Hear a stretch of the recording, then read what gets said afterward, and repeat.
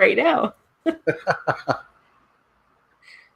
Hey guys, thanks for joining us tonight for 5 big mistakes that beginner speakers make and how you can avoid them. So we're going to be giving you some tips tonight for how you can avoid making these mistakes if you're a new speaker or if you've been speaking for a while and you just want to improve on your skills. So Stefano Casalter and I are here tonight to help you out with this. If you have any questions during this live broadcast, please feel free to post them and we'll answer them as we go. So welcome. Welcome. I just want to start by saying I love public speaking. I get so passionate and excited about it. I kind of feel sometimes like Tom Cruise on talking about Katie Holmes on Oprah's couch. That's how pumped. I don't know if you've ever seen that, but with a little less enthusiasm. But hey, I love it. It's revolutionized my life. I'd rather be doing it rather than anything else in the world. It fulfills so many needs for me.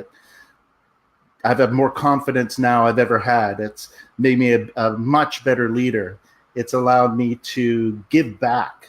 I've got so many stories to tell that now I'm able to tell. And it's exciting. It's what's next. And I hope everybody can get the same sort of passion for public speaking. And awesome. It doesn't have to be that difficult. Although for me, it was really difficult. And now that I've kind of conquered the fear of public speaking and become a great speaker, it reminds me that I can accomplish anything in life. And let's just get into it. Why do speakers fail? Yeah, so the first big mistake that beginner speakers make is no mastery. I think this is one of the most important things. When we learn something, we want to keep growing good at it. I practice all the time. I think the biggest time where people lose out is when they figure that they know everything. So we're all learning. I kind of equate it as to be a public speaker. If you don't practice your art and get good at it, it's kind of like your audience going to see a piano recital. And the only thing you know how to play on the piano is Mary Had a Little Lamb. Now you can get up and pound on those keys and it'll make sound, but it's not music. There's so many little nuances to mastering public speaking. But if you commit yourself to the process, eventually you'll get it. There's a lot of gurus that'll tell you that you can do something in a weekend. Or if you go take a course in a week, that you're going to master something. Well, it's not true. It's just the way our brains work. It's the neurology and how that works out. Yeah, absolutely. Yeah, it's anything that you're practicing. You're developing neuro pathways that help make you better at that thing. And you can't develop that over one day or a 2-day weekend course. It takes time to develop. And the stronger those neural connections are, the stronger of a speaker you're going to be. It's like if you were learning to play the piano, like Stefano mentioned, you have to develop your neurology in order to master the skill of playing the piano, and speaking is exactly the same way. So the more that you do it, and the longer the time period that you're training for, you develop those neural connections, and then you're able to speak with confidence and mastery.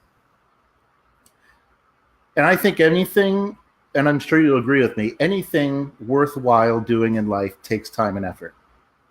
And public speaking is one of those things. I like to say that a lot of people like to dabble in it, but if you're dabbling, you're going to get dabbling results. Yeah, and there's something that we miss as we become adults. When we're babies, when we're learning to walk, we're driven to learn to walk. You want to reach that thing on the shelf. You want to get up and grab the food. You want to be doing everything else that the adults are doing. So we have that drive. And for some reason, when we become adults, we lose that drive. As soon as something becomes a little difficult, we seem to bail out on it. Mm-hmm. So I don't think there's any magic bullet to doing it.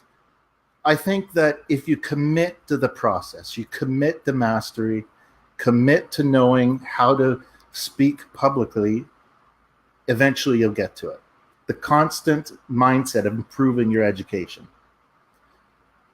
So if you don't have that, Yeah. that's one of the biggest mistakes you can make. Yeah, definitely. And I think one of the things that we hear a lot from newer speakers is they'll say, well, I'm too busy. I'm too busy to do this. I don't have time to work on it. Right. And when we're saying that, when we're saying I'm too busy, what we're really saying is that it's just not a priority. So if you really want to master public speaking, it's about making it a priority and time it takes to put into it, investing that. That brings us to our second point, consistency. So commit to the mastery. When in life, we're all so busy. I've got kids, I've got a job, I've got a business, I've got the public speaking business, I've got to walk the dog, I take the kids here, take the kids there. And a lot of times it seems too busy. I remember a few years ago when I first started getting into public speaking, I had an opportunity to do a workshop for an air cadet squadron. And I told the person, no, sorry, I can't do it. I'm too busy. And later on that day, I was complaining to a friend. I'm like, Andrew, they're trying to get me to do this, and I just can't do it. I'm too busy. And he goes, are you too busy? Or is it just not a priority to you? And in that moment, I thought, and it all became clear to me. Here I was, sitting at a bar, watching a hockey game, complaining to my friend that I didn't have enough time. So that was when it finally became clear to me that it wasn't a priority for me, but I made it a priority for me, and it was one of the most rewarding experiences I'd ever had. Yeah, absolutely. You have to be consistent. So how do you become consistent? How do you do that? Well, first of all, join a public speaking club. Terry and I were both members of Toastmasters. There's other public speaking clubs out there. We're actually planning to do a mastermind as well, which will be happening on the third Thursday of every month, or the last Thursday of every month. If you're interested, let us know. But the thing is when you do things alone, the creative process gets stunted. You got to be around like-minded people. And a lot of times you have to be careful on who you come around, who you get around with. Because I remember I was just telling somebody the other day, as you're going to get a lot of foolish feedback from people. Like there's some clubs that bad information gets passed on from speaker to speaker, and they may not be the best speakers in the world, but they take those tips as the truth. What I did was when I started competing, for example, when you compete, you practice speeches hundreds of times. I went out to different clubs and practiced my speeches over and over, and I got really discouraged because I started getting lots and lots and lots of feedback, and a lot of it was confusing to me. I remember talking to my mentor Ian. I said, well, what do I do? I don't understand about what all this feedback is. Somebody tells me this thing and somebody tells me the exact opposite. What am I supposed to do? And he said to me, first of all, look for commonalities in the feedback. Right. You're going to get a lot of foolish stuff, so don't take everything to heart, but look for the commonalities. The next best thing to do is find someone you trust and respect as a speaker. If they, in your mind, are a great public speaker, they'll give you good advice. They'll give you tried, tested, and true feedback that's going to help you grow as a speaker. Yep, definitely. And it's also having accountability. So if you join a public speaking club or a group, you're accountable to those people to show up week after week. They're going to expect to see you, and you form friendships and bonds with those people. So you want to be there. It becomes a social group as well. And you become accountable to meeting those people week after week, which means you're going to be practicing your craft as a speaker and developing and getting better. And the metaphor I always use, it's being a public speaker, it's kind of like owning a farm. You know, if you water your crops, they're going to grow. If you stop watering your crops, they're going to die. So you got to go back and replant them again. So if you're staying consistent, you're practicing, you're going out there around like-minded people, you're going to get the results that you're looking for. Definitely. And that brings us to our third point, is you need to have a system. So another reason why they just don't have a system.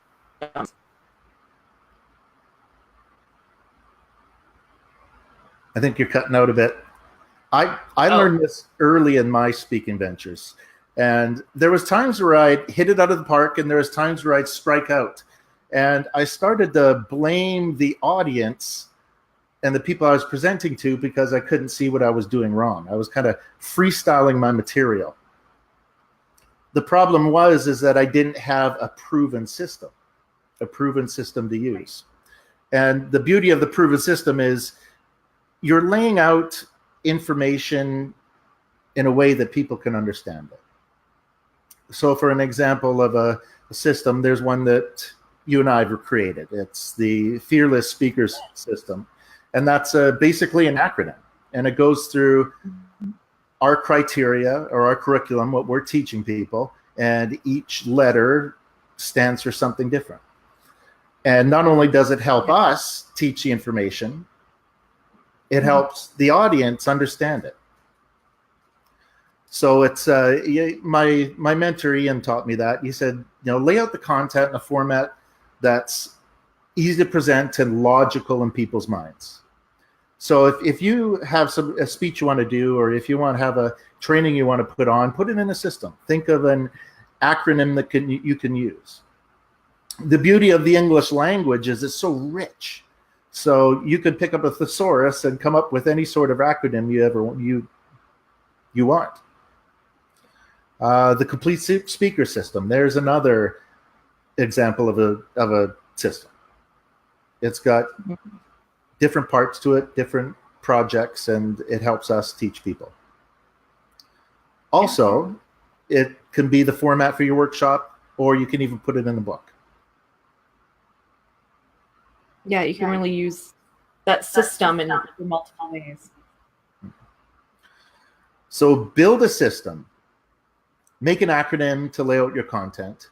Another way you can do it that I've seen people say, Tony Robbins, for example, he uses symbols sometimes when he teaches his content. There's a triangle, and each point of the triangle is a different point. You could have a different symbol like a cross or a circle or a quadrant. There's 4 different places. Think of what's another book, for example, 7 Habits of Highly Effective People. Stephen Covey, that's one of my favorite books. And you can turn each acronym into as much content as you like. Use universal experiences, use examples. You can, people worry, well, I'm not going to have enough content for what I need. Well, no, it's not true. You've got more content inside of you that you could ever imagine. But it's so important to lay it out into a system so people can digest it properly. Yeah. That we teach in the complete speaker system is how to find that content. So if you feel like you don't know what to talk about, we'll help you cover all of that. So this one's one of my favorites, the next one. Are we moving on? Yeah. Okay, cool. Here's the biggest mistake, and this is one I made, was no mentor or no coach. My personal public speaking journey took far too long, and it's because I decided to try and slug it out myself. And I couldn't really find anybody that would really help me. I was out of my league, and I couldn't figure out why. This is the story I always tell when I first met my mentor. And I went to a club, and he was evaluating speakers, and something magical happened when Ian would give his evaluations. is people would have no choice but to change. You could see them changing on stage. And I thought to myself, wow, if I could get even just a little bit of that skill, there's no telling what I could do. And afterwards, I approached them, and, as in a perfect gentleman, I said to him, I said, Ian, you got to mentor me. And I basically shook him. Lucky enough, he said, yeah, okay, that's fine. But he said, you got to do your homework. And I said, okay, I'm like, that student that goes to a sensei, and he'd whip me and beat me into shape. And it was one of the best experiences, because I needed that. I needed someone to help me make those decisions. And for example, how do you know if you're doing the right thing as a beginning speaker? Some people just go and start speaking. How do you know if you're doing the right thing? Your audience is going to walk out. They're not going to give you the feedback that you need. Yeah. So how are you going to do it? Getting a coach or a mentor is one of the best things you can do for yourself as well. Yeah, I agree. And it's important to have someone that you really trust to give you valuable feedback that you can rely on. Yeah.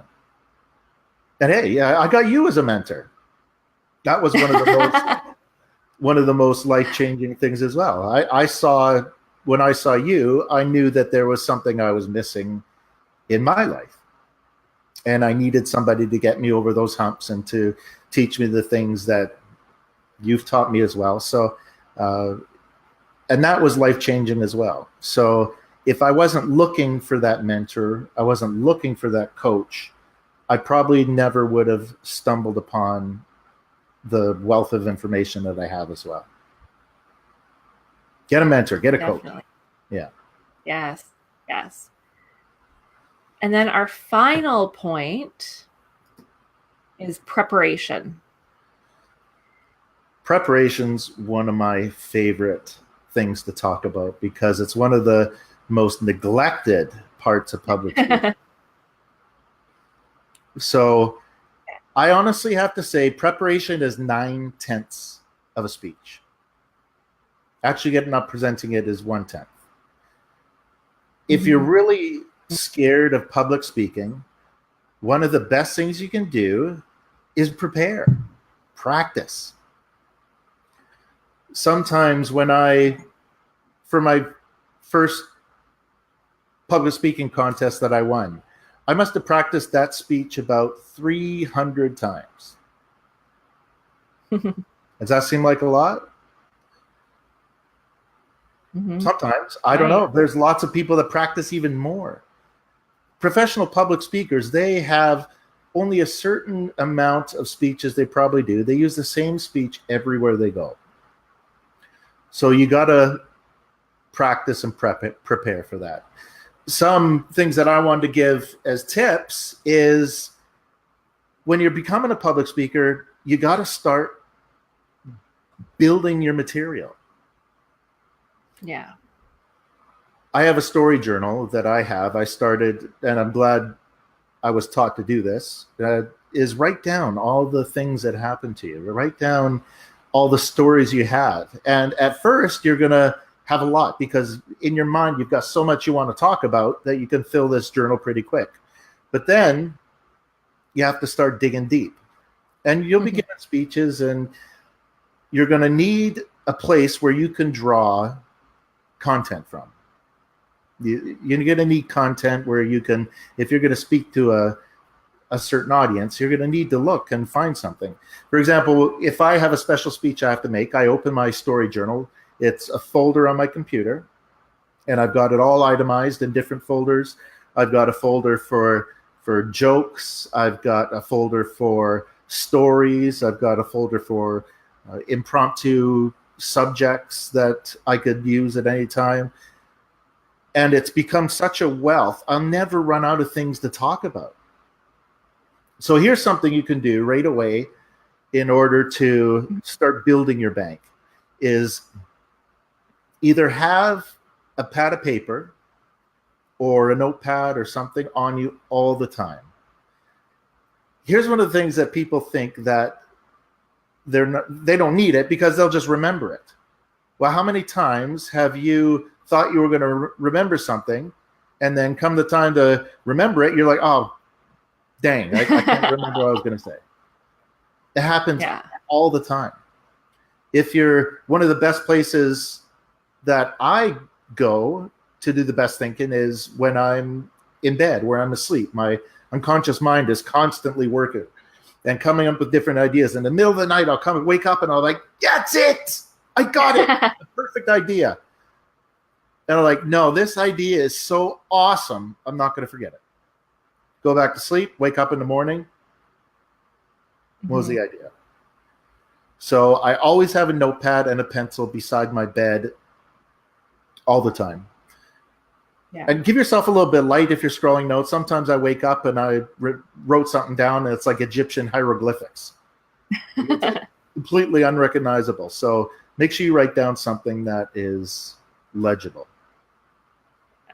I use Evernote on my phone, and I just have a running list of ideas for speeches, for podcasts, when I'm doing my podcast. I just have running topics, and I add to it, I put little check marks if I've used it and a little note next to it of how I used it.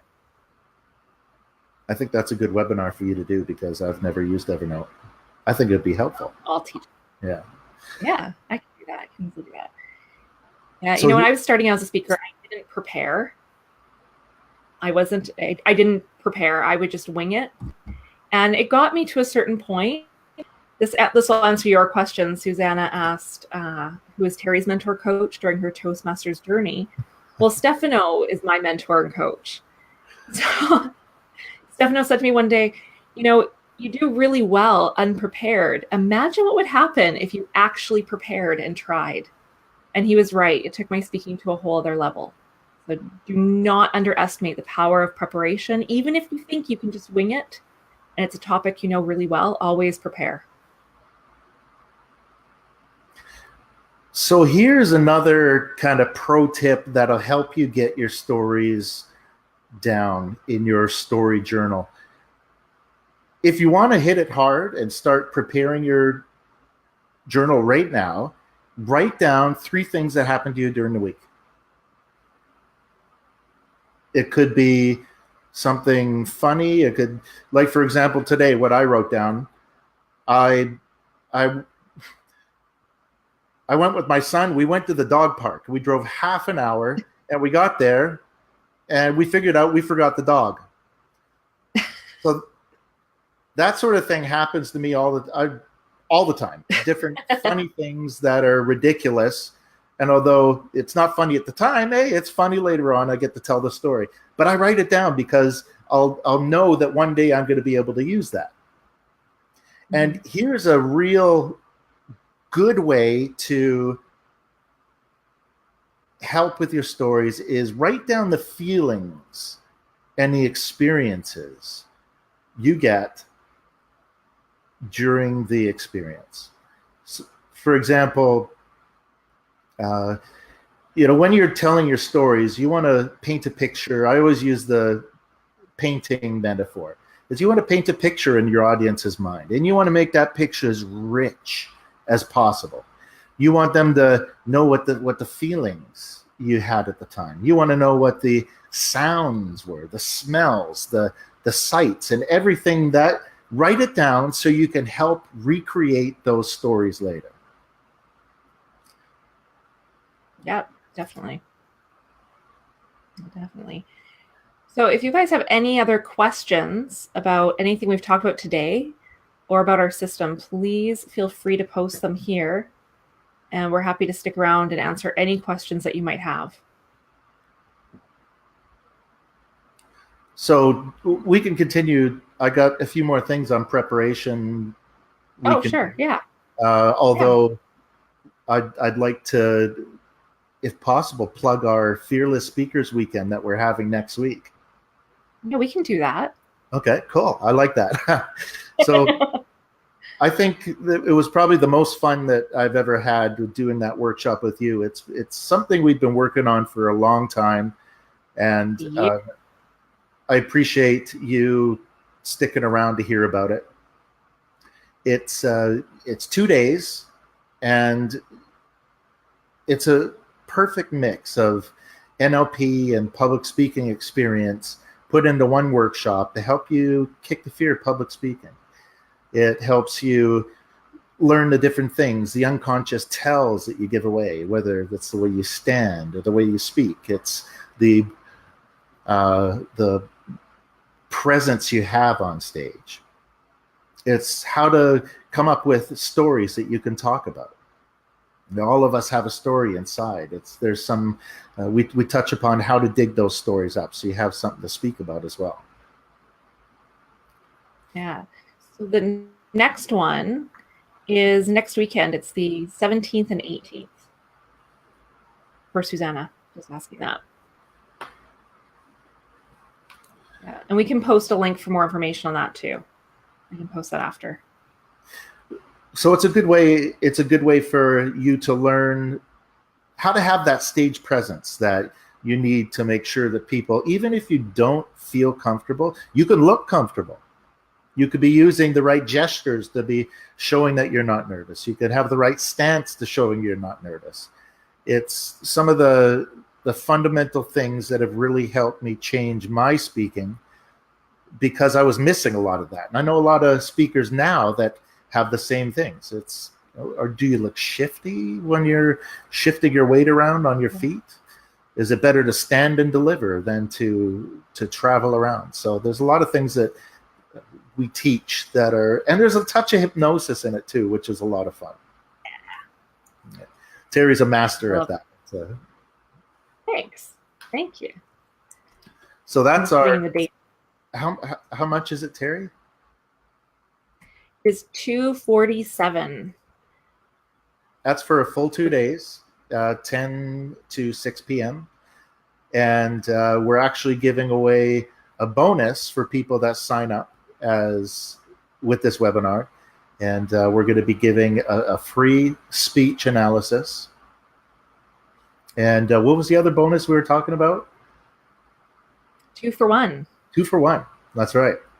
So not only can you learn yourself, you can also give it to a gift or split the cost of a ticket, and you'll be able to come, and it's an incredible experience. It's really, I think after the last one that we did, I haven't felt that good and after training in a long time. It was a lot of fun, and people learned a lot. Definitely. And what a great gift to give a friend, to bring them to a Fearless Speaking weekend. I think that's a great gift. And anyone who has registered already, you can bring someone as well. Yeah.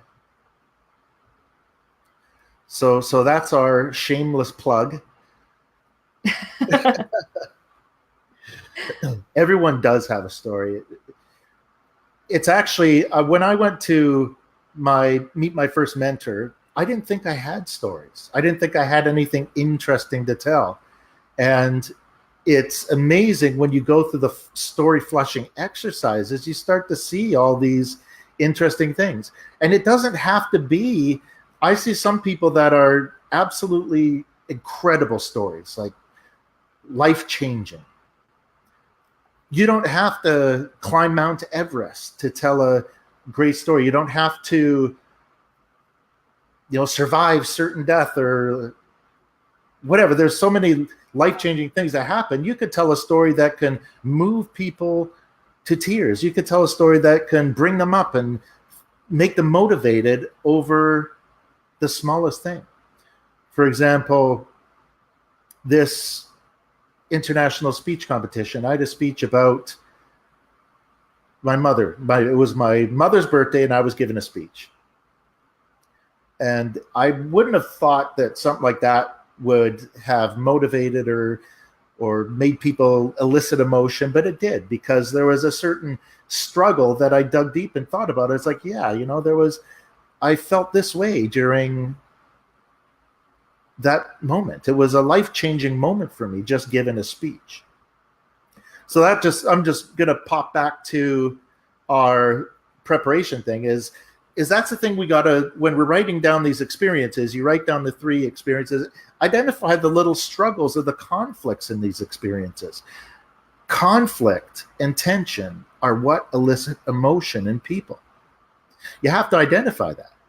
So, for example, with my international speech, I had the outward journey, which was doing the speech, and there was the inward journey where I chickened out at the last minute, gave into it, and there was that one moment, and these are the things you have to identify when you're writing down your stories.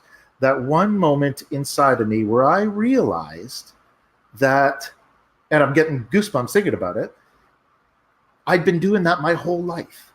I'd been giving up my whole life. And there in front of me was my mother who did everything for me. And I bailed out over a piece of chicken parmigiana.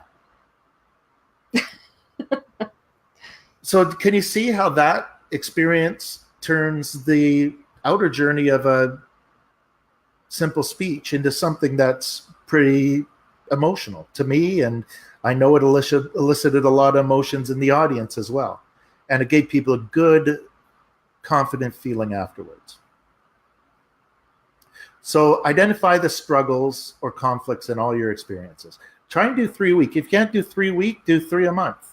It all depends on how much you want to do, how committed you are. If you want to be consistent, if you want to master public speaking, then start doing these things. Yeah, absolutely. Yeah, so we will definitely post future dates if the August dates don't work for you. We'll post our future. We have some that we're looking at for September. I'm not sure about October yet, but absolutely, we'll do that. Are there any questions? Yeah, there's no other questions right now in the queue, but if you have any other questions, please feel free to post them. We'll stick around for a little bit longer. And thank you for joining us tonight and for participating in this. It's really, really great to see so many faces in the queue. Yeah. So how about a couple more pro preparation tips? Sure. Okay. All right. How about, okay. So I keep getting into this because there's so many little nuances in speechcraft that help move your audiences. I think this is really important because when you learn these little nuances, you get people actually moving. You get them feeling things. And isn't it amazing to be able to stand in front of hundreds of people and get them all to feel the same emotion that you're talking about? I think that's one of the most incredible things in the entire world. And here's another thing that some people make a mistake on is they have a powerful story. They move people to tears. Do you know how to bring them back up once you bring them back down? Sometimes you'll be sitting and you'll hear the story, you'll be really moved, but then you won't be so inspired to take action. You'll just be kind of I hate to follow people like that because you have to work really hard to get the audience back and energized and motivated. But you can do that. It's just one of the little nuances of speechcraft. So when you bring somebody down, you got to learn how to bring them back up and leave with a good, powerful, empowered feeling. Absolutely. Yeah. I think there are no more questions, so I think this is a good time to wrap up. I was just getting started. Save something for the weekend. Okay, all right. I think we can do another. I think preparation would be a good full webinar to do because we can do that. Yeah, I'm so passionate. It is one of the biggest mistakes that beginning speakers make is not preparing. And Definitely. It's amazing how much that changes. So I think we'll probably visit that. That'd be a lot of fun, I think. For sure. And we also have our 48 tips for speakers. The link is in the comment section. So if you guys want to download that, there's 48 excellent tips in there to help you in your speaking journey. We do in podcasts. Make sure you're following the page so that you get those notifications. Anything else you want to add? No, that was fun. That was fun. Yeah, that Okay. was a lot of fun. I enjoyed this. I think this is my second live thing I've ever done. My first one was something. Oh, my dog's having a dream. It was the second time. The first time I did was before the Empower Story one, and this is a lot of fun. Yeah. I think you've We'll do inspired. more. I like it. Cool. Well, thank you everyone for watching. We're going to sign off. And if you have any other questions, please post them below in the comments and we will answer any questions that we find below. And have a fantastic evening. Thanks for coming.